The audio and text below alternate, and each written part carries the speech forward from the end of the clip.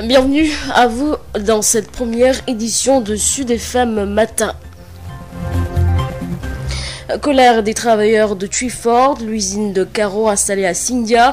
Ces travailleurs s'insurgent contre ce qu'ils appellent un manque de respect de la part de leur employeur et les difficiles conditions de travail. À cela s'ajoute une situation récurrente. L'un de leurs collègues menacé de licenciement après une altercation avec un responsable chinois. Réunis au sein d'un collectif, ils comptent observer un arrêt de travail avant de porter plainte en justice. En assemblée générale, voici leur porte-parole, Djadia Sarr, au micro de Moustapha Sall. De nos employés est sur le point d'être licencié. Pourquoi? Parce que un Chinois l'a frappé et lui aussi il s'est défendu. Avant tout, je vous rappelle que c'est la deuxième fois parce que il y a à peu près 2 mois, un de nos collègues a été licencié sur les mêmes faits. Donc eux, ils vous frappent, mais si vous vous défendez, ils vous licencient directement. Et le Chinois, lui, continue à travailler. Donc ils font du favoritisme. Donc notre collègue qui a été déjà licencié, le dossier était au niveau de la justice, mais jusque-là, il n'y a pas de suite. Donc pour ce cas, ce sont les travailleurs eux-mêmes qui ont pris le destin en main et de le régler par eux-mêmes. Ils sont prêts à faire un arrêt de travail d'1 heure de temps. Si et seulement si nous recevons la lettre qui notifie que ce travail a été licencié. Tout ce que les travailleurs attendent. Le jour où on va recevoir cette lettre, on fera un arrêt de travail d'1 heure de temps parce que eux, ils ne veulent pas que le travail s'arrête. Et ce sont les Sénégalais qui font le travail. Les travails sont très pénibles, les conditions sont très difficiles. Donc, on ne peut pas accepter aussi qu'ils nous manquent de respect parce que eux, ils ne respectent personne. Oui, ils ne nous respectent pas. Donc, pour ce cas, on ne va même pas attendre la justice parce qu'on peut le régler par nous-mêmes. 22 conventions pour l'enrôlement de plus de 300 jeunes ont été signées ce samedi entre la direction de l'emploi et les chefs d'entreprise. Il s'agit de contribuer à lutter contre le chômage qui touche les jeunes de Diourbel. Adama Ndiaye.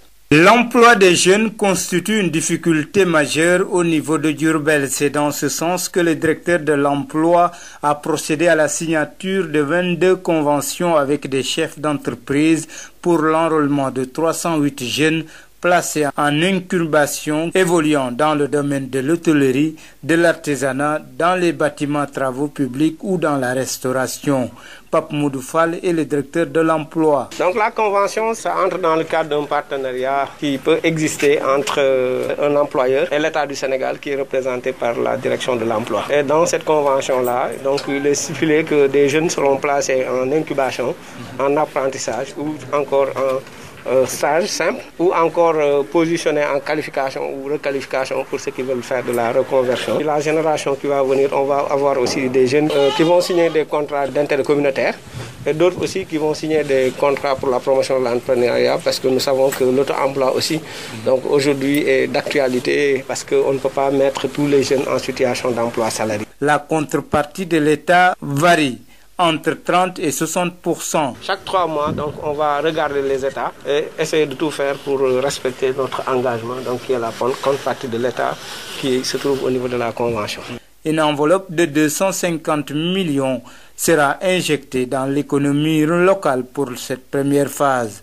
L'objectif est de donner à 500 jeunes de l'emploi à la fin de l'année. Les chefs d'entreprise bénéficiaires ont salué cet accompagnement de la direction de l'emploi. Massila est chef d'entreprise.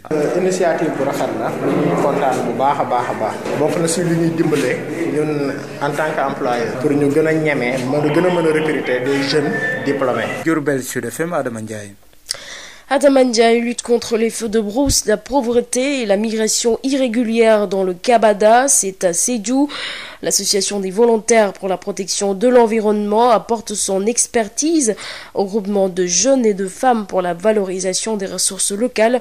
Une centrale solaire est d'ailleurs en gestation pour assouvir la forte demande en énergie. Correspondant Seydou Moussa Dramé. Toubafal est un village qui se situe à 2 km de la frontière avec la Gambie. Ici, les groupements de femmes faisaient presque tout à la main, notamment l'arrosage des jeunes plants dans leur jardin. L'association des volontaires pour la protection de l'environnement AVPE et son partenaire Valorem leur sont venus en aide pour valoriser leurs activités. Imam Mamadou Seydou Diallo est le président de l'AVPE.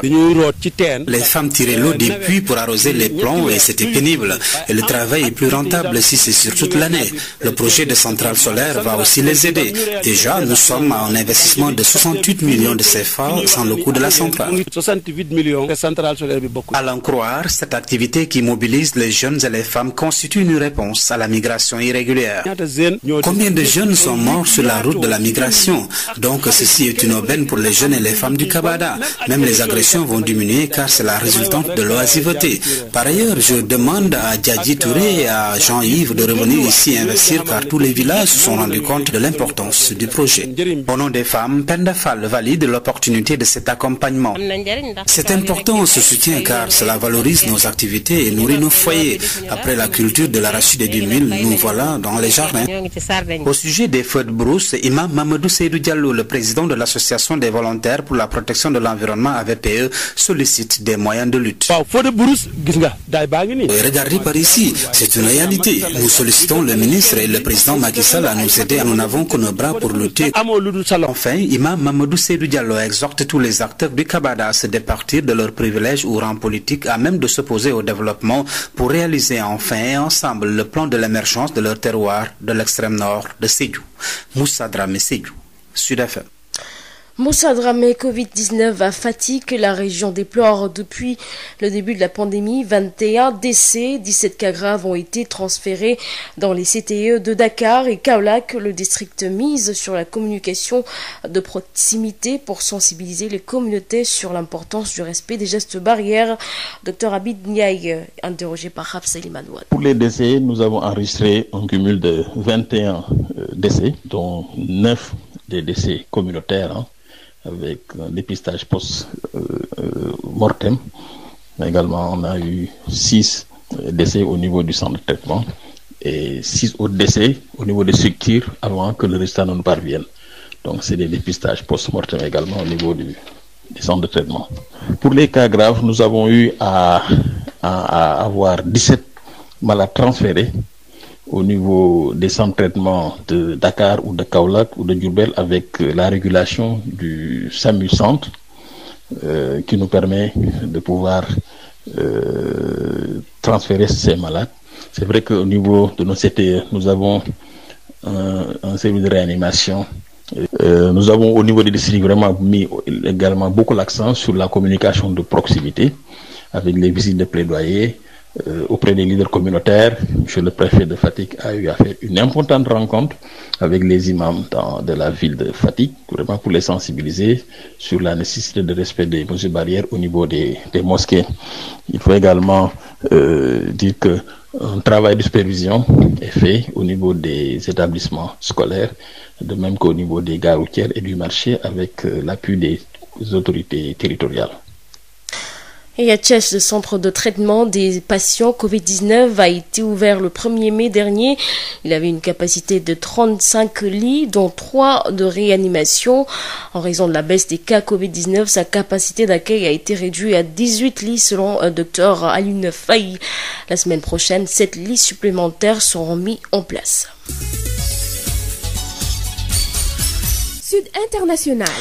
Au Mali, la CEDEAO veut que le président Bandao et son gouvernement de transition respectent sa feuille de route. Des élections doivent avoir lieu sur l'ensemble du territoire malien dans 14 mois maintenant et pour ne laisser aucun espace à la moindre tentation d'empêcher ce processus, les chefs d'État de la CEDEAO exigent la dissolution immédiate du Comité national de salut public, la CNSP. Au Bénin, à l'image des États-Unis, une femme sera la colistière de Patrice Talon dans la course à la présidentielle du 11 avril prochain. Le chef de l'État béninois, candidat à sa propre succession, a choisi la numéro 2 du Parlement béninois, Mariam Chabi Talatazim. Le choix d'une femme est aussi une réponse aux militants de la légalité hommes-femmes et de la promotion des femmes, un point sur lequel le président béninois a été souvent critiqué. En cas de victoire dans les urnes en avril prochain, elle deviendra la première vice-présidente du Bénin dont l'une des fonctions est d'assurer la vacance de la présidence de la République. Un ticket qui sera déposé auprès de la commission électorale entre le 1er et le 4 février, période de dépôt des candidatures. La modification de la Constitution intervenue en novembre 2019 avec des réformes politiques de talon crée un poste de vice-président élu en duo avec le président de la République. Voilà, c'est la fin de cette première édition d'information. À 7h00, retrouvez Khadisen pour la version Wolof. bisimila mbokk yi dal leen ak jàmm ci xibaaru suba si ci Sud FM seen rajo li ci gën a fës bokk na ci liggéeykat yu nekkee ca Twyford di ab usine bi defar karo ca Sindian mer ba futtu li ko waral mooy seen benn naataango li ñu wax ne dañ koy dàkk gannaaw ba mu jotee ak benn njiit ci këru liggéeykaay googule nee nañu sax dinañu yóbbu mbir mi ci yoon wax ci xeexub wàllub ñàkkub xëy ak mbëkk mi sa njaareem direction de l'emploi ak ay njiitu entreprise ñoo daal di xaatima ñaar fukk ak ñaari déggoo ngir rek daal di mën a jël ñetti téeméeri ndaw coronavirus ci diwaanu Fatick ba mu tàmbalee ba léegi ñaar fukk ak benn nit ñàkk nañ ci seeni bakkan fukk ak juróom ñaari ay malade yu sonn lañ daal di yóbbu ci CTE yi diwaan boo xamante ne nag fas yéene na ñaax askan woon pour rek dindi fi lii di coronavirus. dinañ ci toftal xibaaru bitim réew ak xibaaru tàggat yaram Assane Thioune moo nekk ci xarala gi.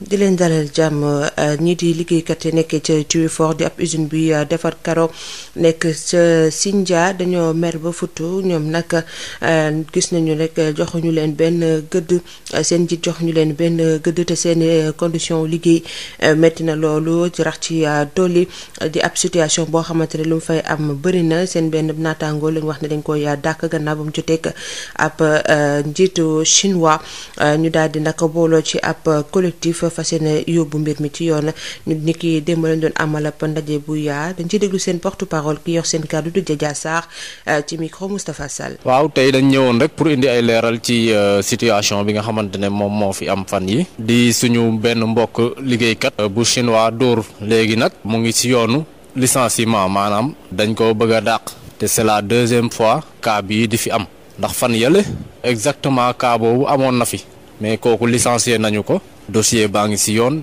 ba léegi amuñu ci résultat liggéeykat yi dañoo taxaw temm pour ne ñoom ñoo koy fajal seen bopp xaaruñu dossier bi dem ci justice waaw ndaxte chinois bi moo ko fekk muy liggéey mu photo ko waa ji wàcc laaj ko lu tax nga may photo ci la ñu jàppante chinois bi dóor ko barre de fer waa ji aussi riposté les deux faits yi nga xamante ne moo am yépp noonu la demee chinois bi mooy ñëw dóor la nga fayu ñu licencié la bii nag noonu la bëgg a demee waaye ñun duñu ko nangu te liggéeykat yi yépp taxaw nañu temm ne doo loolu duñ ko nangu waaw bu fekkee ni dafay am sanction nay doon sanction boo xamante ne ça sera égal maanaam ñoom ñaar yépp la ñuy sanctionné mais ñun lu ñuy gis ñoom favoritisme la ñuy def sénégalais bi la ñuy sanctionné chinois bi continuer liggéey waaw léegi nag ñun nee nañ loolu ñun duñu ko nangooti te pare nañu pour def sax arrêt de travail de 1 heure de temps bés bu ñu jotee lettre de licenciement su boobaa ñun on va agir parce que actuellement ñëpp a ngi taxaw di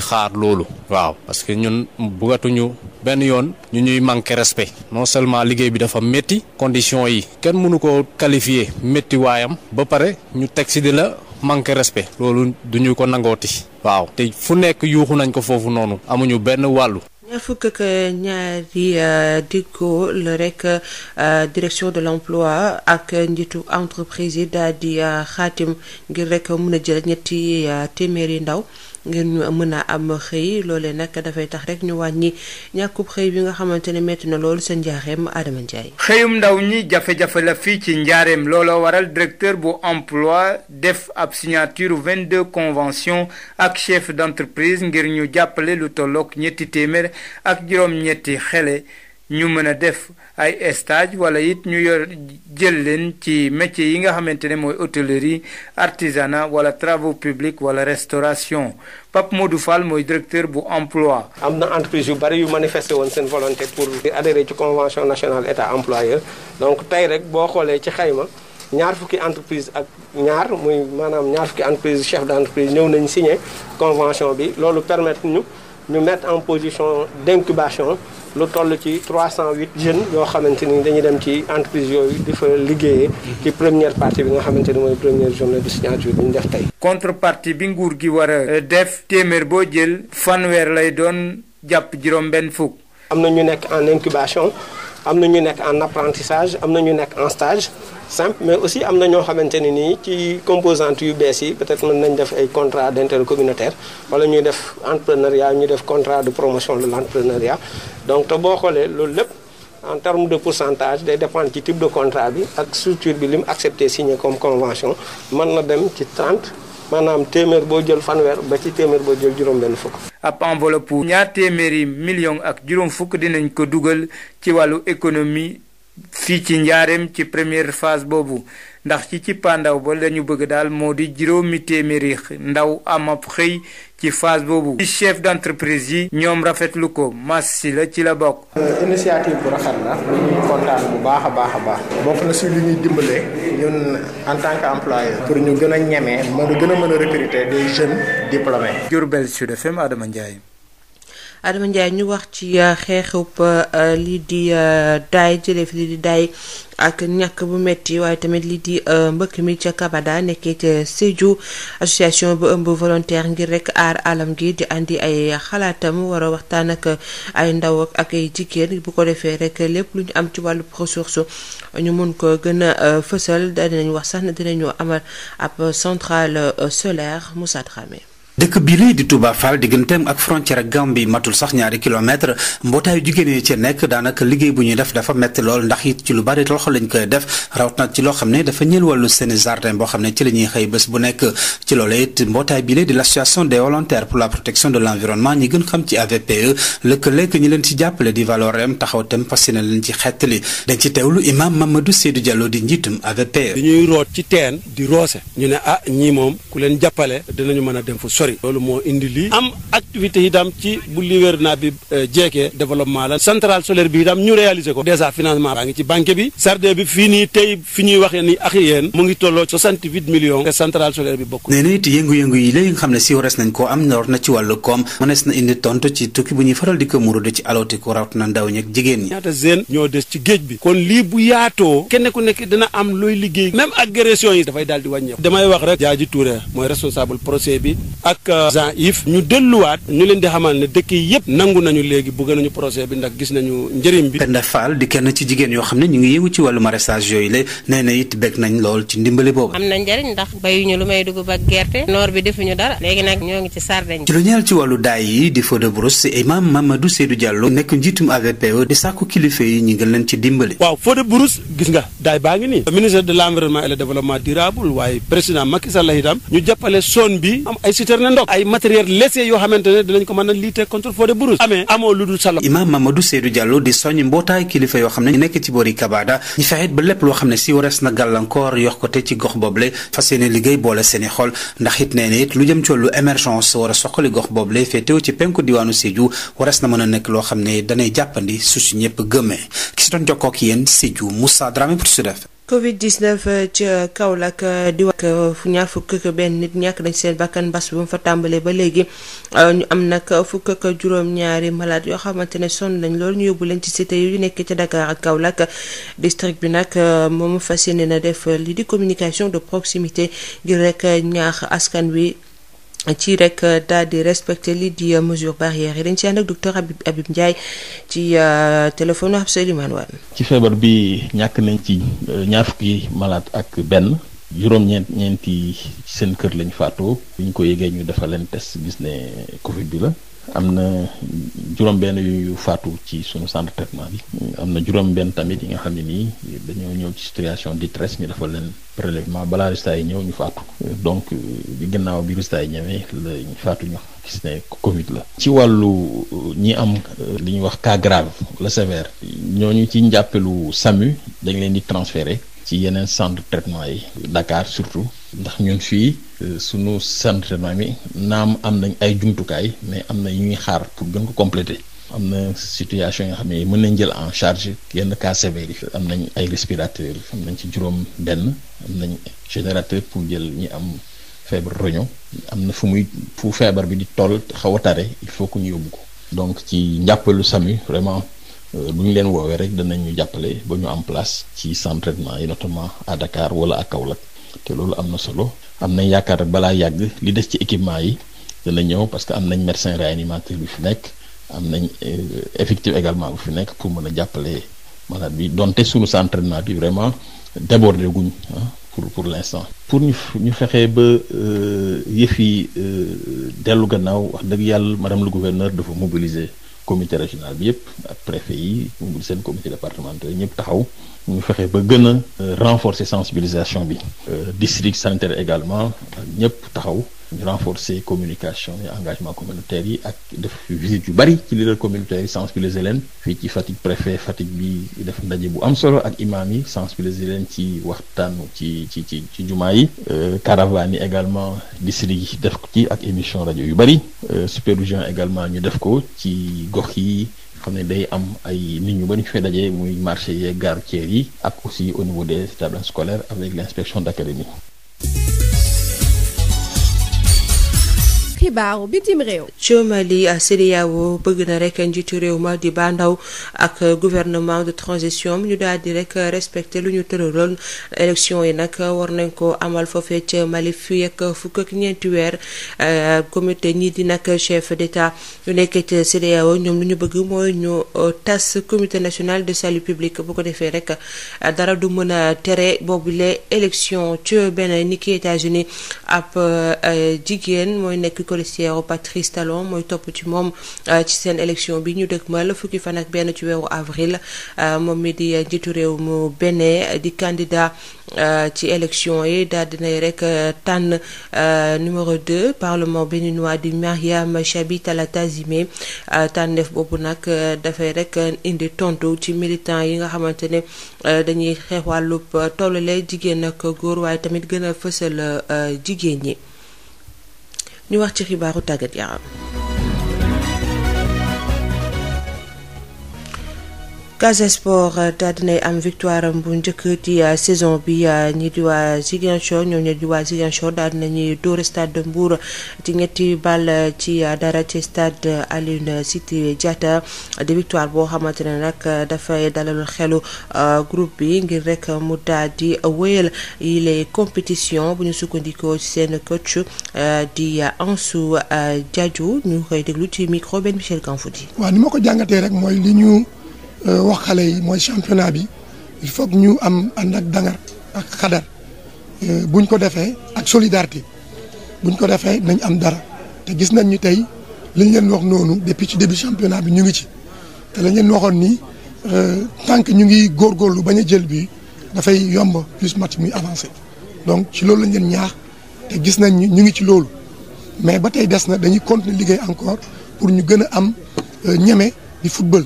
parce que tamit football pour nga gagner il faut que ngay ñeme tenir ballon bi il faut que ngay ñeme jouer même boo défendre mais tamit boo yoree ballon mi nga jouer donc gis nañ ni loolu moo des te dinañ ci gën a liggéey pour ñu gën a am fit pour di jouer. li mu mën a indil équipe bi rek mooy comme ni ñu leen ko waxee championnat bi démarré la ñu am ñaari points ñu ne leen pour ñu mën a gën a góorgóorlu ci match yu dem il faut que ñu tey ñu marqué points ay points te jot nañu marqué point donc daf ñuy gën a dëgëral ci suñu taxawaay daf leen di gën a tax ñu gëm. li ñu leen di wax parce que wax lañ leen ni championnat bi boo gëmee sa bopp di góorgóorlu war nga ci mën a am dara donc lii nii day tax ñoom ñu gën a gëm li ñu leen wax ci liggéey bu ñu nekk def ak ñoom. entraîneur bu Stade de Mbour nag nangul woon yëkki ay kàddu ba tey ci wàllub tàggat yaram Augustin Senghor nekk njiitu fédération sénégalaise de football daal dinay wax ni ki démb ca Praia mooy candidat favori ci élection président confédération africaine bu football di waa CAF moom nag mi ngi yëkki yooyu kàddu ci ab ndaje taskatu xibaar yi ñu ngi ko doon amal tamit ci wàllub ndaje bu yàbbu zone A bu union des fédérations ouest africaines bu football doon amal foofee ca Praia gannaaw nag ba ñu daal di fësale programme bi nga xamante ne nag am na fukk ak benn proposition di ay digle njiitu fédération sénégalaise de football bu set di wax nag ne invité na candidat yëpp ci ab débat ci projet bi nga xamante ne ñoom ku ci nekk daal dina koy am mbokk yi fi la yem ak yéen ci xibaar yi fekk simili ay surtout gi ba dina fi teewaati ngeen ñaareelu pàccub xibaar yi sant leen gërëm leen si teewlu bekk ànd ak rajo Sud FM jaa ngeen jëf. Sud Matin. Aïssatou Gueye Ba. Seconde édition de Sud Matin, merci de nous choisir pour vous informer. Malang Thiam, le maire de Diouloulou, une commune située dans la région de Ziguinchor, est décédé samedi soir à l'âge de 80 ans des suites d'une longue maladie. Il dirigeait la mairie de Diouloulou depuis 2009 après une longue carrière internationale. Malang Thiam avait regagné sa commune au début des années 2000 après avoir travaillé pour plusieurs organisations. Il était militant de l'Alliance des Forces de Progrès, le parti de Moustapha Niasse, le président de l'Assemblée nationale depuis 2012. L'octogénaire d'un commerce facile, affable, sera inhumé ce dimanche à Diouloulou, nous dit l'APS. Parlons de la situation épidémiologique au sein la situation épidémiologique à Fatick. La région déplore depuis le début de la pandémie 21 décès, 17 cas graves ont été transférés dans les CTE de Dakar et Kaolack. Le district mise sur la communication de proximité pour sensibiliser les communautés sur l'importance du respect des gestes barrières. Dr Habib Ndiaye, interrogé par Abseli Manouane. Pour les décès, nous avons enregistré un cumul de 21 décès, dont 9 des décès communautaires, avec un dépistage post-mortem. Également, on a eu 6 décès au niveau du centre de traitement et 6 autres décès au niveau des structures avant que le résultat ne nous parvienne. Donc, c'est des dépistages post-mortem également au niveau du centre de traitement. Pour les cas graves, nous avons eu à avoir 17 malades transférés au niveau des centres de traitement de Dakar ou de Kaolack ou de Diourbel avec la régulation du SAMU Centre qui nous permet de pouvoir transférer ces malades. C'est vrai qu'au niveau de nos CTE, nous avons un service de réanimation. Nous avons au niveau des districts vraiment mis également beaucoup l'accent sur la communication de proximité avec les visites de plaidoyer auprès des leaders communautaires. Monsieur le préfet de Fatick a eu à faire une importante rencontre avec les imams de la ville de Fatick, vraiment pour les sensibiliser sur la nécessité de respect des mesures barrières au niveau des mosquées. Il faut également dire que un travail de supervision est fait au niveau des établissements scolaires, de même qu'au niveau des gares routières et du marché avec l'appui des autorités territoriales. Colère des travailleurs de Twiford, l'usine de carreaux installée à Sindia. Ces travailleurs s'insurgent contre ce qu'ils appellent un manque de respect de la part de leurs employeurs et les difficultés de conditions de travail. À cela s'ajoute une situation récurrente, l'un de leurs collègues menacé de licenciement après une altercation avec un responsable chinois. Réunis au sein d'un collectif, ils comptent observer un arrêt de travail avant de porter plainte en justice. En assemblée générale, voici leur porte-parole, Djadja Sarr, au micro de Moustapha Sall. Un de nos employés est sur le point d'être licencié. Pourquoi? Parce que un Chinois l'a frappé et lui aussi, il s'est défendu. Avant tout, je vous rappelle que c'est la deuxième fois parce que il y a à peu près 2 mois, un de nos collègues a été licencié sur les mêmes faits. Donc eux, ils vous frappent, mais si vous vous défendez, ils vous licencient directement. Et le Chinois, lui, continue à travailler. Donc ils font du favoritisme. Donc notre collègue qui a été déjà licencié, le dossier était au niveau de la justice, mais jusque-là, il n'y a pas de suite. Donc pour ce cas, ce sont les travailleurs eux-mêmes qui ont pris le destin en main et de le régler par eux-mêmes. Ils sont prêts à faire un arrêt de travail d'1 heure de temps. Si et seulement si nous recevons la lettre qui notifie que ce travail a été licencié. Tout ce que les travailleurs attendent. Le jour où on va recevoir cette lettre, on fera un arrêt de travail d'1 heure de temps parce que eux, ils ne veulent pas que le travail s'arrête. Et ce sont les Sénégalais qui font le travail. Les travails sont très pénibles, les conditions sont très difficiles. Donc on ne peut pas accepter aussi qu'ils nous manquent de respect. Parce que eux, ils ne respectent personne. Oui, ils ne nous respectent pas. Donc, pour ce cas, on ne va même pas attendre la justice. Parce qu'on peut le régler par nous-mêmes. À Diourbel, 22 conventions pour l'enrôlement de plus de 300 jeunes ont été signées ce samedi entre la direction de l'emploi et les chefs d'entreprise, histoire de contribuer à lutter contre le chômage qui touche les jeunes de Diourbel. Adama Ndiaye. L'emploi des jeunes constitue une difficulté majeure au niveau de Diourbel. C'est dans ce sens que le directeur de l'emploi a procédé à la signature de 22 conventions avec des chefs d'entreprise pour l'enrôlement de 308 jeunes placés en incubation, évoluant dans le domaine de l'hôtellerie, de l'artisanat, dans les bâtiments travaux publics ou dans la restauration. Pape Moudoufal est le directeur de l'emploi. Donc la convention, ça entre dans le cadre d'un partenariat qui peut exister entre un employeur et l'État du Sénégal qui est représenté par la direction de l'emploi. Et dans cette convention-là, donc il est stipulé que des jeunes seront placés en incubation, en apprentissage ou encore en stage simple ou encore positionné en qualification ou requalification pour ceux qui veulent faire de la reconversion. Et la génération qui va venir, on va avoir aussi des jeunes qui vont signer des contrats d'intérêt communautaire et d'autres aussi qui vont signer des contrats pour la promotion de l'entrepreneuriat parce que nous savons que l'auto-emploi aussi donc aujourd'hui est d'actualité parce qu'on ne peut pas mettre tous les jeunes en situation d'emploi salarié. La contrepartie de l'État varie entre 30 et 60%. Chaque 3 mois, donc, on va regarder les États et essayer de tout faire pour respecter notre engagement, donc qui est la contrepartie de l'État qui se trouve au niveau de la Convention. Une enveloppe de 250 millions sera injectée dans l'économie locale pour cette première phase. L'objectif est de donner à 500 jeunes de l'emploi à la fin de l'année. Les chefs d'entreprise bénéficiaires ont salué cet accompagnement de la direction de l'emploi. Massila est chef d'entreprise. Initiative bu rafet la ñu kontaan bu baax a baax bokk na si li ñuy dimbale ñun en tant qu'employeur pour ñu gën a ñeme mën a recruter des jeunes diplômés. Diourbel Sud FM, Adama Ndiaye. Adama Ndiaye lutte contre les feux de brousse, la pauvreté et la migration irrégulière dans le Kabada. C'est à Sédhiou. L'association des volontaires pour la protection de l'environnement apporte son expertise au groupement de jeunes et de femmes pour la valorisation des ressources locales. Une centrale solaire est en gestation pour assouvir la forte demande en énergie. Correspondant Sédhiou, Moussa Dramé. Toubafal est un village qui se situe à 2 km de la frontière avec la Gambie. Ici, les groupements de femmes faisaient presque tout à la main, notamment l'arrosage des jeunes plants dans leur jardin. L'association des volontaires pour la protection de l'environnement AVPE et son partenaire Valorem leur sont venus en aide pour valoriser leurs activités. Imam Mamadou Seydou Diallo est le président de l'AVPE. Les femmes tiraient l'eau des puits pour arroser les plants et c'était pénible. Et le travail est plus rentable si c'est sur toute l'année. Le projet de centrale solaire va aussi les aider. Déjà, nous sommes à un investissement de 68 millions de CFA sans le coût de la centrale. À l'en croire, cette activité qui mobilise les jeunes et les femmes constitue une réponse à la migration irrégulière.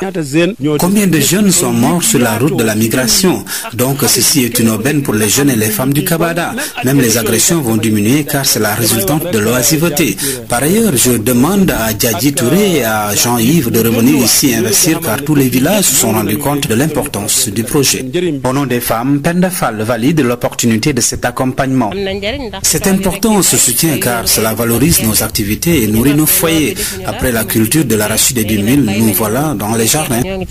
Au sujet des feux de brousse, Imam Mamadou Seydou Diallo, le président de l'association des volontaires pour la protection de l'environnement AVPE, sollicite des moyens de lutte. Et regardez par ici, c'est une réalité. Nous sollicitons le ministre et le président Macky Sall à nous aider. Nous n'avons que nos bras pour lutter. Enfin, Imam Mamadou Seydou Diallo exhorte tous les acteurs du Kabada à se départir de leurs privilèges ou rangs politiques à même de s'opposer au développement pour réaliser enfin et ensemble le plan de l'émergence de leur terroir de l'extrême nord de Sédhiou. Moussa Dramé, Sédhiou, Sud FM.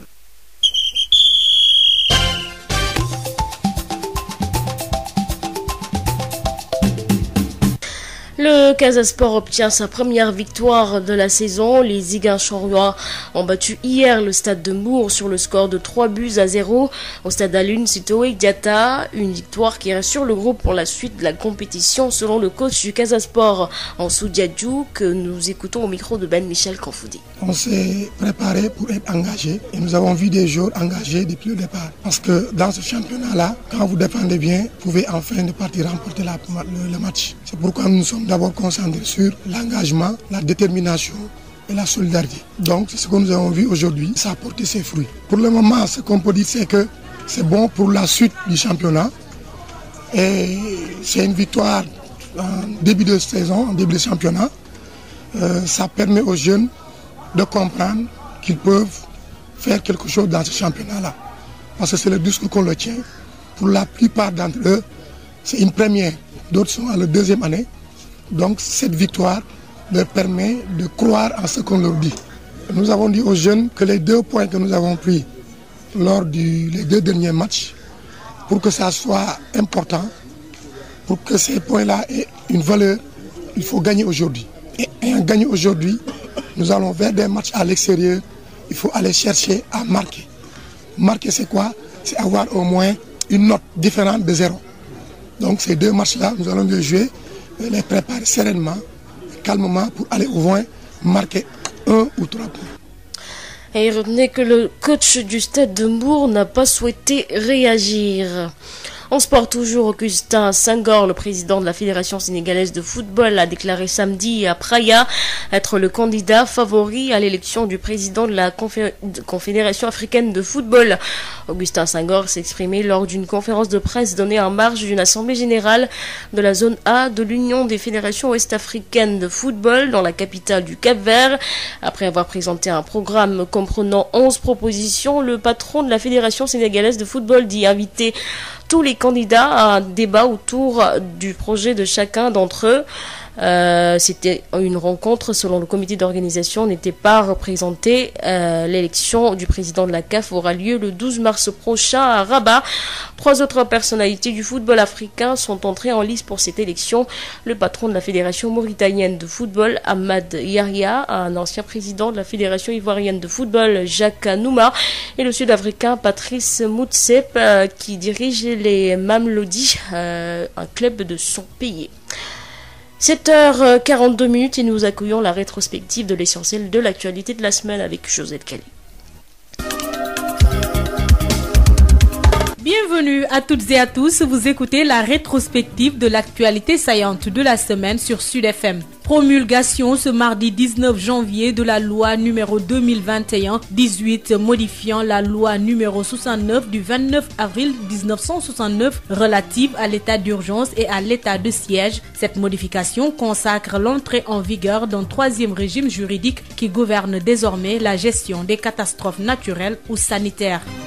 Dans ce sillage, le couvre-feu a été prolongé dans les régions de Dakar et de Thiès pour 8 jours de 21h à 5h du matin. Les précisions avec le ministre de l'Intérieur, Antoine Félix Diome. Les gouverneurs de Dakar et de Thiès ont été instruits de prendre des arrêtés qui produisent les mêmes effets pendant cette période de 8 jours. Et c'est pour éviter d'ailleurs d'avoir à retourner devant l'Assemblée nationale où nous pouvions demander cette prorogation qu'il a été donné instruction au gouverneur de Dakar et de Thiès de prendre ces arrêtés-là. Ce qu'il faut comprendre à ce niveau, c'est que c'est des allègements au niveau du fonctionnement par rapport à la mobilisation des forces de défense et de sécurité, mais cela n'enlève en rien à l'efficacité qui est poursuivie par rapport aux mesures qui seront prises et lesquelles sont de nature à faire en sorte que le virus ne connaisse pas de propagation. Donc interdiction de circuler de 21h à 5h du matin sur l'étendue des 2 régions.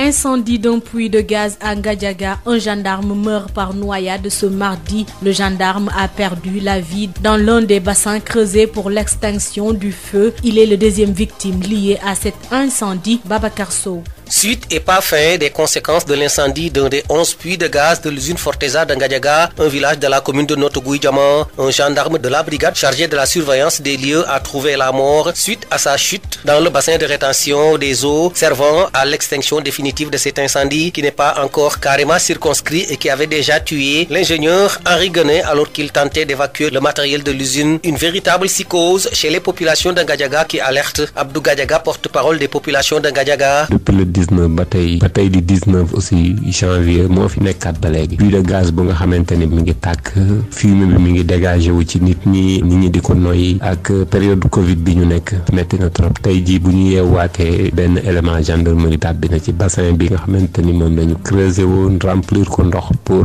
ñu doon pexe yu nga xamanteni dañ ci mën a fay lakk-lakk bi malheureusement tey mu juraat lii kon donc ñun gën nañu xam ne ñu ngi ci insécurité bu mag a mag xamuñu demee lan mooy xewaat parce que teen baa ngi tàkk ba léegi. A signalé que le maire Magaye Ndiaye, informé de l'incendie par le sous-préfet de Pambal, a été interdit d'accès dans l'usine par les forces de sécurité. Dans le sud du pays, 9 jeunes du village de Toubacouta pris en otage dans la forêt par des hommes armés. Ils ont été battus, malmenés avant d'être libérés. Ben Michel Kanfoudi. Ces 9 exploitants forestiers ont frôlé le pire et le scénario d'un Bofa Bayot bis a été évité de justesse. Partis à la recherche de bois morts dans la forêt classée du Bayot Est, non loin du village de Toubacouta dans l'arrondissement de Niassia, ces exploitants ont été appréhendés par des éléments lourdement armés, une trentaine selon le témoignage d'un jeune qui a vécu la torture. Cette source indique qu'ils ont été spoliés et violemment battus. À l'en croire, les assaillants leur ont arraché leurs téléphones portables, leurs vélos et leurs habits avant de mettre le feu au bois qu'ils ont ramassé. Ces éléments armés ont également averti que la prochaine fois, ils les tueraient. Les exploitants forestiers blessés ont été orientés au service médical du camp militaire Georges Boissy de Ziguinchor et la gendarmerie a ouvert une enquête. Cet incident intervient 2 ans après le massacre de Bofa Bayot qui a coûté la vie à 13 personnes et quelques mois après l'assassinat de 2 jeunes de la commune de Boutoupa Marakunda. Procès ce jeudi à Diourbel du marabout Ibrahima Dieng pour traitement inhumain envers des mineurs. Aux abords du tribunal, des manifestations ont eu lieu, des heurts occasionnés par des talibés à Damandjaï. Le procès d'Ibrahima Dieng, maître coranique au quartier champ de course, poursuivi pour violence et voies de fait avec préméditation sur 4 mineurs âgés de 6 à 9 ans, s'est déroulé sous forte escorte policière. Les talibés des différents daras fortement mobilisés ont brûlé des pneus et jeté des pierres. Les forces de sécurité ont riposté par des grenades lacrymogènes. À la barre du tribunal de grande instance, le prévenu déclare que c'est Mamadou Lamine Dieng qui avait enchaîné et cadenassé les talibés Omar Ndiaye et Keba Fall.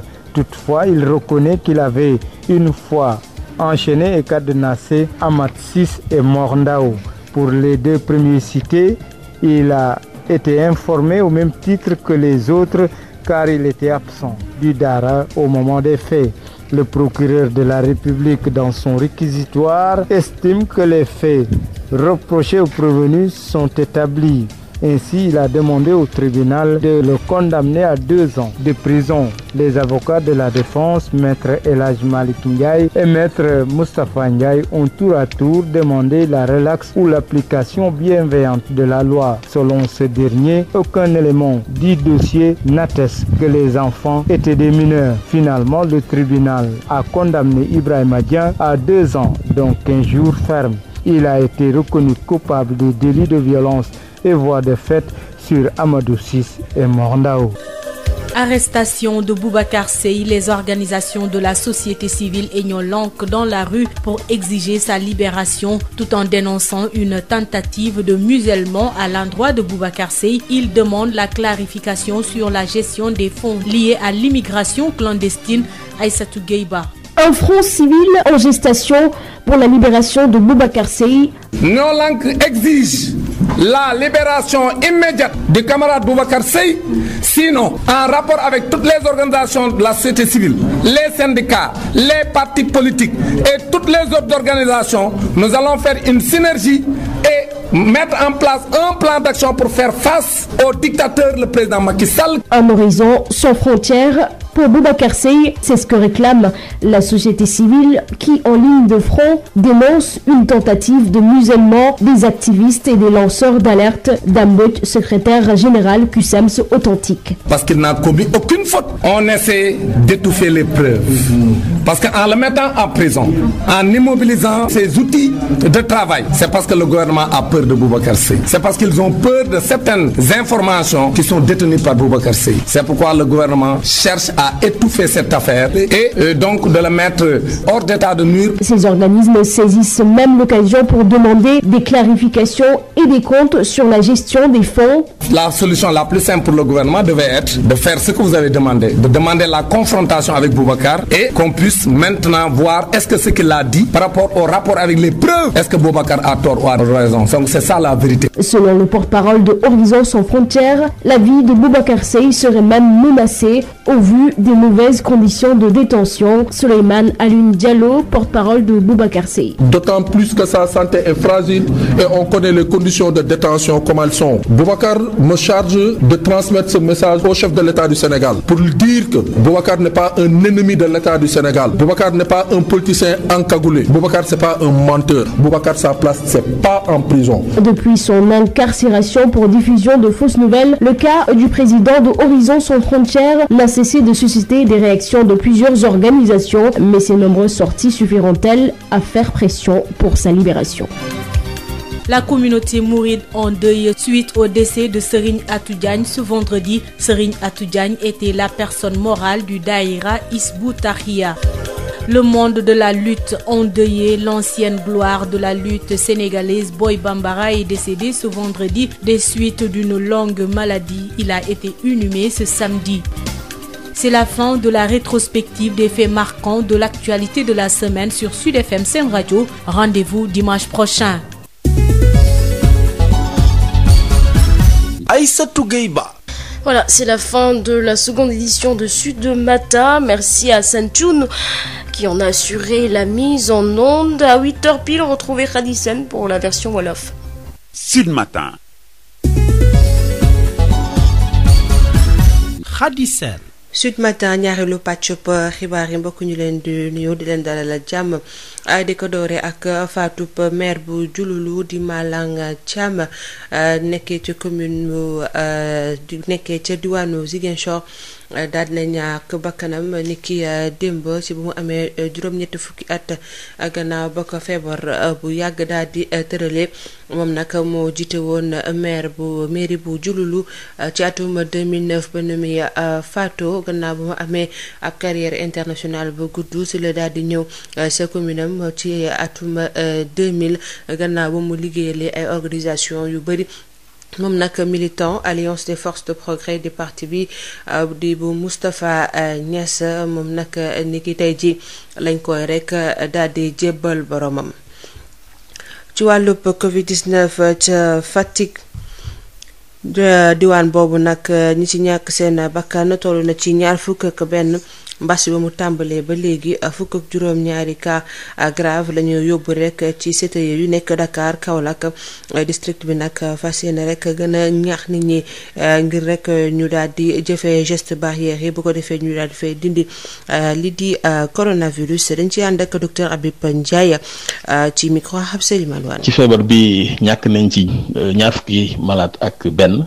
ñeenti ci seen kër lañ faatoo bi ñu ko yégee ñu defal leen test gis ne Covid bi la am na juróom-benn yu faatu ci sunu centre de traitement bi am na juróom-benn tamit yi nga xam ne nii dañoo ñëw ci situation de détresse ñu defal leen prélèvement balaa résultat yi ñëw ñu faatu donc bi gannaaw bi résultat yi ñëwee la ñu faatu ñu gis ne Covid la. ci wàllu ñi am li ñuy wax cas grave la sévère ñooñu ci njàppelu SAMU dañ leen di transférer ci yeneen centre de traitement yi Dakar surtout ndax ñun fii sunu centre de traitement bi naam am nañ ay jumtukaay mais am na yu ñuy xaar pour gën ko compléter am na situation yoo xam ne mën nañ jël en charge yenn cas sévères yi am nañ ay respirateurs am nañ ci juróom benn am nañ générateur pour jël ñi am feebar roño am na fu feebar bi di toll xaw a tare il faut que ñu yóbbu ko donc ci njàppalu SAMU vraiment bu ñu leen woowee rek danañ ñu jàppale ba ñu am place ci centre de traitement yi notamment à Dakar wala à Kaolack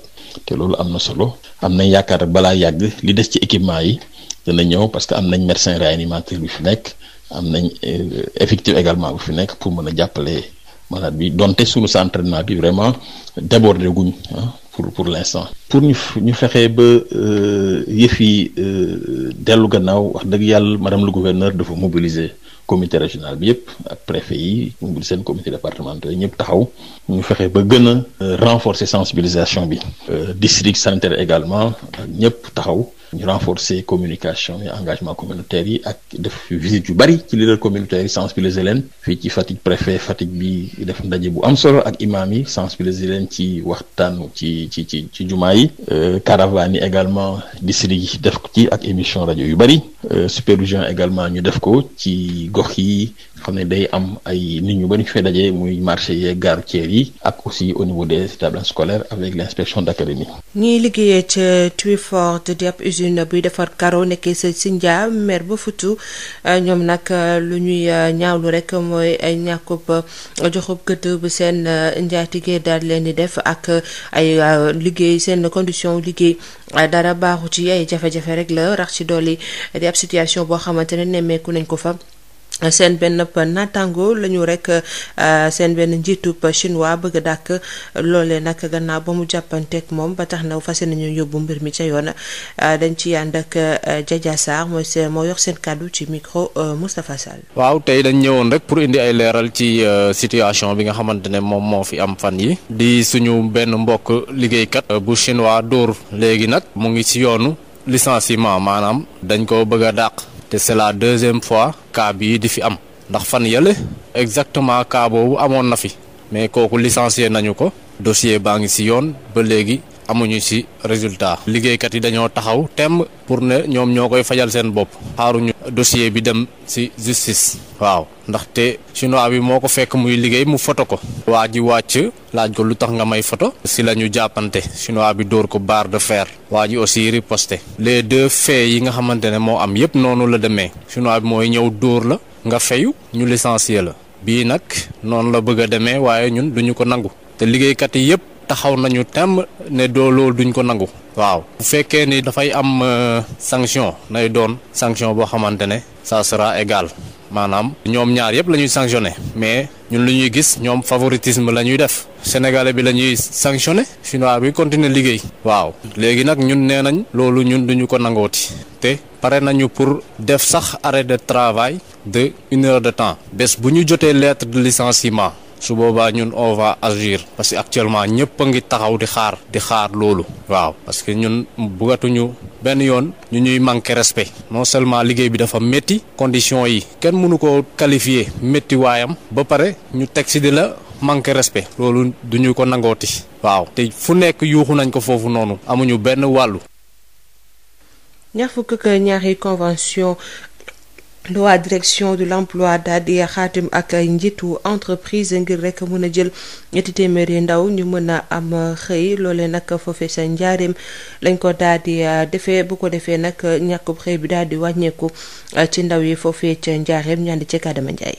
xëyum ndaw ñi jafe-jafe la fii ci njaareem looloo waral directeur bu emploi def ab signature 22 convention ak chef d'entreprise ngir ñu jàppale lu tollook ñetti téeméer ak juróom-ñetti xele ñu mën a def ay stage wala it ñu yor jël leen ci métier yi nga xamante ne mooy hôtellerie artisanat wala travaux publics wala restauration Pape Modou Fall mooy directeur bu emploi. am na entreprise yu bari yu manifesté woon seen volonté pour adhérer ci convention nationale état employeur donc tey rek boo xoolee ci xayma ñaar fukki entreprise ak ñaar muy maanaam ñaar fukki entreprise chef d'entreprise ñëw nañ signé convention bi loolu permettre ñu mettre en position d'incubation lu toll ci 308 jeunes yoo xamante ni dañuy dem ci entreprise yooyu di fa liggéeyee ci première partie bi nga xamante ni mooy première journée de signature bi ñu def tey. contrepartie bi nguur gi war a def téeméer boo jël fanweer lay doon jàpp juróom-benn fukk. am na ñu nekk en incubation am na ñu nekk en apprentissage am na ñu nekk en stage simple mais aussi am na ñoo xamante ne nii ci composantes yu bees yi peut-être mën nañ def ay contrat d'intérêt communautaire wala ñuy def entrepreneuriat ñu def contrat de promotion de l'entrepreneuriat donc te boo xoolee loolu lépp en termes de pourcentage day dépendre ci type de contrat bi ak structure bi li mu accepté signé comme convention mën na dem ci 30 maanaam téeméer boo jël fanweer ba ci téeméer boo jël juróom-benn fukk.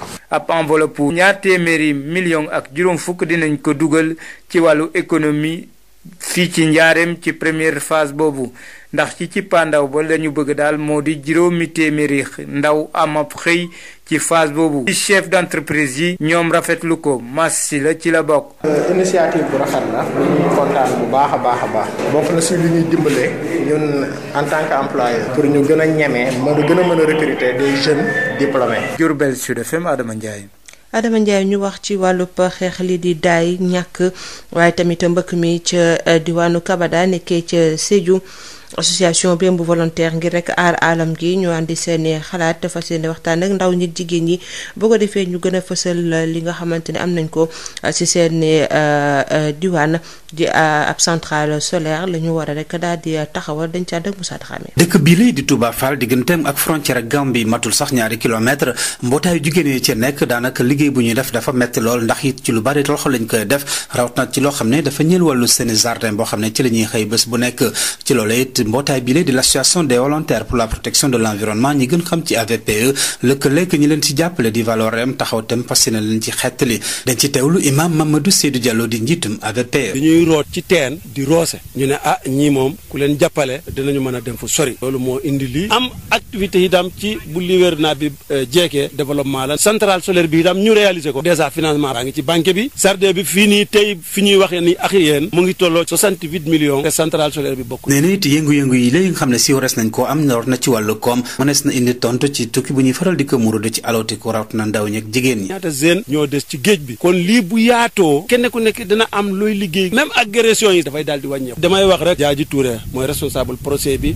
ak Jean-Yves ñu delluwaat ñu leen di xamal ne dëkk yi yëpp nangu nañu léegi bëgg nañu projet bi ndax gis nañu njëriñ bi. Penda Fall di kenn ci jigéen yoo xam ne ñu ngi yëngu ci wàllu maraîchage yooyu la nee na it bég nañ lool ci ndimbali boobu. am na njëriñ ndax bayuñu lu may dugub ak gerte noor bi defuñu dara léegi nag ñoo ngi ci sardeñ. ci lu ñeel ci wàllu daay yi di feu de brousse imam Mamadou Seydou Diallo nekk njiitum AVPE di sàkku kilifa yi ñu ngi leen ci dimbali. waaw feu de brousse gis nga daay baa ngi nii ministre de l'environnement et le développement durable waaye président Macky Sall itam ñu jàppale zone bi am ay citerne ndox ay matériel laissé yoo xamante ne dinañ ko mën a lutter contre feu de brousse amoo lu dul salo. imam Mamadou Seydou Diallo di soññ mbootaay kilifa yoo xam ne ñu nekk ci boori Kabada ñu fexeet ba lépp loo xam ne si warees na gàllankoor yox ko te ci gox boobule fas yéene liggéey boole seeni xol ndax it nee na it lu jëm ci wàllu émergence war a soxali gox boobule féetew ci penku diwaanu Sédhiou warees na mën a nekk loo xam ne danay jàppandi su si ñëpp gëmee ki si doon jokkoo ak yéen Sédhiou Moussa Dramé pour Sud FM. Moussa Dramé ñu lay jaajëfal mbokk yi ñu egg see yéen ci pàcc bu mujj bi di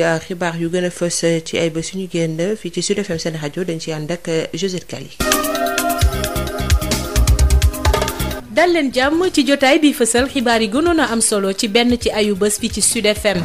ci talaata gi njiitum réew mi indi na ay coppite te xaatim loi numéro 69 bu 29 avril 1969 boobee loi nga xamante ni da koy may léegi mu mën a xeex lépp loo xamante ni ay jéya la bàyyeekoo ci wàllum wér-gu-yaram wala ci alam gi te soxlaatul muy jaar ca pencum ndaw réew ma. ci noonee sax la ñu wëyalee couvre-feu bi jëm ci région yu Dakar ak yu Thiès ñu yokk ci juróom-ñett ci ay fan muy tàmbali juróom-ñeenti waxtu ci guddi gi ba juróomi waxtu ci fajar gi leeral yi ak Antoine Félix Diome di jëwriñ gi ñu dénk wàllum biir réew mi. gouverneur yi bu Dakar ak bu Thiès ñu dox leen dogal bu ko defee ñu daal di jël ay arrêté fii ak juróom-ñetti fan ñu wëyal wàllu état d'urgence yi ci seeni gox état d'urgence nag dafa diis lool ngir bañ nag di dem di dellu si ci assemblée nationale moo waral ñu daal di nag jox gouverneur yooyu bu Dakar ak bu Thiès ñu sampaat état d'urgence bi yombal nag am na ci doxalin bi force de défense et sécurité di doxe di woy takk der yi waaye du yàq dara ci efficacité bi nga xam ne jël nañ ko ci matuwaay yi di aaye dem beeg dikk bi 21h ba 5h du matin ci ñaari région yooyu le ngir rek fexe ba virus bi bañ a gën a law ci mim réew. sont de nature à faire en sorte que le virus ne connaisse pas en réalité de propagation donc interdiction de circuler de 21h à 5h du matin. làkk gi ñeel ci benn ci teenu gaz ca Ngajaga benn gendarme ñàkk fa bakkanam ci talaata gi ginnaaw ba mu labee ci benn ci ay bassin ba ñu gas foofu ngir fay lakk-lakk gi bi lakk gi tàmbalee ba tey moom mi mooy ñaareel nit bu fay faatu Babacar Sow. lakk gu metti gi ñu nemmee ko ci benn ci fukki teen ak benn yi nga xamee ni duy gaz ba fees ci usine Forteza ca Ngadiaga amagul njeexital ba léegi ab waay takk der bu bokkoon ci ñi ñu sasoon wàllum kaaraange gi moo daanu ci biir bassin de rétention bi amoon ndox bu ñu doon fay lakk bi ba daal di mujj faatu di lakk goo xam ni gi sax ba léegi nii amaguñ ci benn saafara ndaxte fayagul ba léegi suñu nemmeekoo ni am na ab ingénieur Henri Guenin bu doon liggéey ci usine bi moom itam lakk ba jeex tàkk ginnaaw bu nga xamee ne daf doon jéem a rawale matériel bi di loo xam ne lii askan wi yeewoo ca Ngadiaga am nañ ci tiit ak njàqare ba tax sax ñuy sànni ki yoox Abdou Gadiaga moo yore seen kàddu. depuis le 19 ba tey di 19 aussi janvier moo fi nekkaat ba léegi puits de gaz bu nga xamante ni mi ngi tàkk fumée bi mi ngi dégagé wu ci nit ñi di ko noyyi ak période Covid bi ñu nekk metti na trop tey jii bu ñu yeewaatee benn élément gendarmerie tàbbi na ci bassin bi nga xamante ni moom lañu creuser woon remplir ko ndox pour ñu doon pexe yu nga xamante ni dinañ ci mën a fay lakk-lakk bi malheureusement tey mu juraat lii kon donc ñun gën nañu xam ne ñu ngi ci insécurité bu mag a mag xamuñu demee lan mooy xewaat parce que teen baa ngi tàkk ba léegi. ñuy fàttali nii jaraafu dëkk bi Magaye Ndiaye ba ko sous-préfet waxee lii di lakk gi dafa daal dem ca bërëb ba waaye takk der yi lank tëdd ci naaj bi ni du teg tànk ci biir bërëbu liggéeykaay bi. ci bët saalumu réew mi juróom-ñeent ci ay ndaw yu bokkee ca village bu Toubacouta ñoom la ay samba booy teg loxo ci àll gi sonal leen dóor leen ba noppi bàyyi leen leeral yi ak benn Michel Kanfoudi. juróom-ñeenti exploitant forestier yooyu la nag dañoo mucc ci musiba ndaxte tuuti rek a desoon ñu dund scénario boobu nga xamante ni moom la ñu nemmeekoon ca Boffa Bayotte. ndaw yooyu nga xamante ni dañoo demoon uti matt ci forêt classée bu Bayotte Est jege lool tund wi di Toubacouta nekk ci arrondissement bu Niassia ñoom nag la ay samba boy yu yore seeni ngànnaay daal di dogale jàpp leen dóori métti ba pare yokk ci nangu seeni vélo ak ci seeni portable laa tax ñu leen di bàyyi ba ñu leen di bàyyi nag ñi daal di ciy teg ay menaces sax di leen ne buñ fa dellu siwaatee daañu leen faat. ci ñi nga xamante ni nag ñoom la ñu dumay métti yooyu nag am na ñu ci am ay gaañu-gaañu ba tax ñu daal leen jël ci centre de santé bu nekk ci camp militaire Georges Boissy bu Ziguinchor gendarmerie nag daal dinay ubbi l'enquête ngir mën a xam lu waral li ni mel la mbir moomi le nag mu ngi am ñaari at gannaaw massacre bu Boffa Bayotte bi nga xamante ni fukk ak ñetti nit daal dinañ ci ñàkk seeni bakkan bu yàggul itam am na ci forêt bu Bilas nekk ci commune bu Touba Camaracounda ñaari ndaw yi nga xamante ne ay nit yu yore seeni gànnaay ñoo leen daal di ñu daal di dee événement yi ni mel nag te ñuy tàmbalee di bëre fii ci bët saalumu réew mi nag dina nekk luy gàllankoor bu baax a baax processus de paix fii ci diwaanu Casamance. ci alxames gi lañu doon àtte ca Diourbel sëriñ daara bi ñuy duppee Ibrahima Dieng ngir yorin gu bon jëm ci ay tout tànk ci boobee bis noonee ñu nemmeeku fa ay manifesté yooyee manifesté taalibe yi fa ñëwoon ñoo ko fa yëkkati Adama Ndiaye. àtteeg sëriñ daara bi nga xamante ne mooy Ibrahima Dieng te ñu ko doon topp ne dafa jëng fitnaal ay ndongo juróom-benn ba juróom-ñeenti at amal nañ ko ci ab présence police bu njaareem taalibe yi bari woon lool jóge ci daara yi taal ay pneu daa di sànni ay xeer force de sécurité yi daa di riposter sànni ay grenade lacrymogène ci baaru tribunal de grande instance ki nga xamante ne mooy Ibrahima Dieng jàpp na ne Mamadou Lamine Dieng moom moo jéngoon Oumar Ndiaye ak Keba Fall teewul nangu na sax ne am nay jamono mu defoon ko ki nga xamante ne mooy Amath Ciss ak Mor Ndaw ñaar ñi nga xamante ne jot nañ leen wax nee na yégul woon li ni mel ndax bërëb bi ñu koy def moom dafa fekk mu sori lool li nga xamante ne mooy daara ji procureur de la république ci ab réquisitoire am ñaan ñu tëj ko ñaari atu kaso ndax jàpp na sax ne li nga xamante ne moom lañ koy toppee def ko def défense bi di avocat am nee nañu ki nga xamante ne moom moo di clientam dañ ko war a bàyyi maître El Hadj Malick Ndiaye ak maître Moustapha Ndiaye jàpp ne daal li ñu war a def moo di bàyyi ko wala it ñu woyofal daan bi ndax ki nga xamante ne mooy maître Moustapha Ndiaye jàpp na ne amul lenn lu nga xamante ne mu ngi ci dossier bi bu wane ne ay xele la ko doon def ndax indiwuñu kayit bu nga xamante ne firndeel na li nu mel tribunal nag ci pandaw ji daan Ibrahima Dieng ñaari atu kaso te fukk ak juróomi fan def ko war a tëdd moom nag dañ ko topp ne moom daal dafa fitnaal ki nga xamante ne moom moo di Amadou Cissé ak Mor Ndaw. ci lu ñeel jàppub Boubacar Seye ay organisation yu société civile ak ñoo lank ñoo wàcc ci mbedd mi ci ajuma gi ngir sàkku ñu bàyyi ko ci noonee ñuy ñaawlu liñ ko bëgg a noppiloo la ñuy sàkku ñu leeral bu baax a baax koppar yi nga xamante ni ñoom la ñuy dugal ci lu ñeel wàllum émigration clandestine bi Aïssatou Gueye Ba. lëkkaloo ngir ñu teggi yoxo kii di Boubacar Seye moo leen tax a jug. nañu ko bàyyi ci nu mu gën a gaawee. jàpp na ko ci jàpp bu dul yoon lépp lu dal Boubacar Seye responsabilité état bu Sénégal la. ñi nag ci lu ñu wax nee nañu li ñuy mettitlu mooy mbuugal bi ñu bëgg a mbuugal kii di président Horizon Sans Frontières Mourtala Seck mooy co-coordonnateur ñolonk. ñi wax nag waa Union européenne yi nga xamante ni ñooy ndayu mbilli waa Union européenne yi nga xamante ni ñoom ñoo joxe xaalis bi ñoom ñoo waral coow lii dañ ne seen kàddu ñoom na ci jib ndax kat bu ci jibul ñoom complice lañ ci lii xew ndax Boubacar Seye deful lu dul wax li nga xamante ni premier ministre bu France wax na ko te muy ay preuve yu tangible yoo xamante ni am na ko wax ko donte bu dee laaj nañ ko ko gis ko dañ koo bëggee intimider wala ñu nangu kayit yooyu ci moom parce que niñ ko jàppee lu ñu ci wax ñu gëm. Boubacar Seye nag ñu daal di ko placer sous mandat de dépôt ba tax nag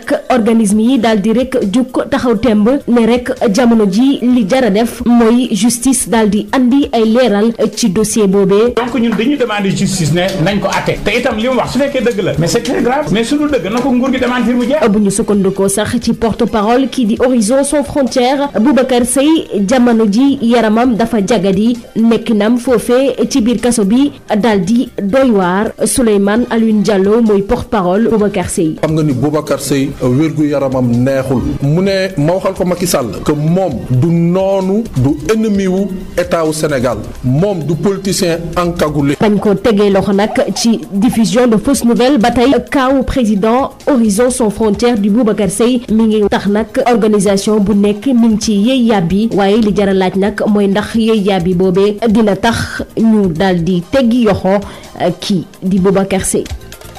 communauté mouride nekk ci naqar ginnaaw génnub àdduna wu Serigne Atou Diagne ci ajuma gi Serigne Atou Diagne moo nekkoon personne morale bu daayira Hizbut Tarqiyyah noone ñi nekk ci lamb gi tamit nekk ci tiis ginnaaw génnub àdduna bu ancienne gloire bi ñuy woowee Boy Bambara ci ajuma gi ginnaaw ab feebar bu ko tëraloon jébbal nañ ko boromam ci gaawo gi.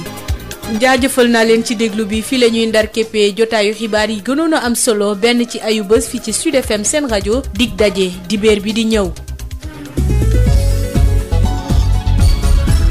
Khady Sène. dig daje dibéer bi di ñëw Josette Kali ñu koy jaajëfal mbokk yi fii la ñuy yem ak yéen ci xibaar yi sant leen gërëm leen ci ànd beeg rajo Sud FM sant Assane Thioune mi nekkoon ci xarale gi ñu yendoo jàmm.